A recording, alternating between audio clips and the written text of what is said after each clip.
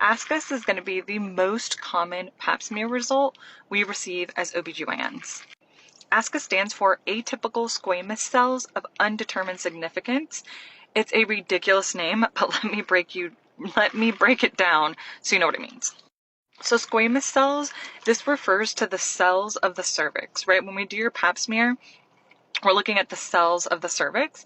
Those are squamous cells. Now, atypical means they're not typical. They look abnormal. They look slightly different. Like if you were to look at the cells under a microscope and compare it to a normal squamous cell, they just look slightly off. Not crazy, but just like, they look a little bit abnormal. Now this can mean a lot of different things.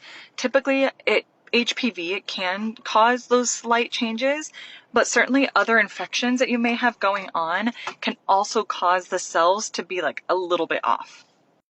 Now remember in my previous video how I was talking about LSIL and to think of this as like a stepwise approach to pap smears.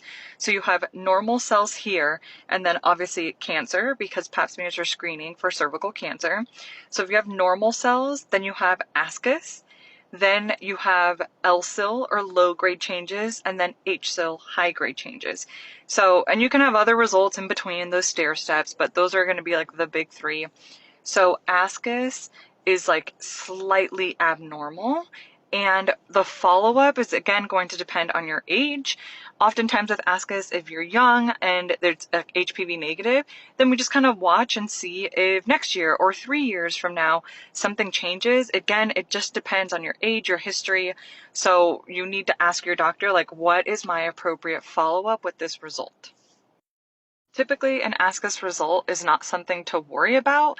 It's like, tuck it in your brain that like it was abnormal, but I don't want you to panic and be like, oh my God, I have cervical cancer, I have precancer cells. Like certainly that is not the case.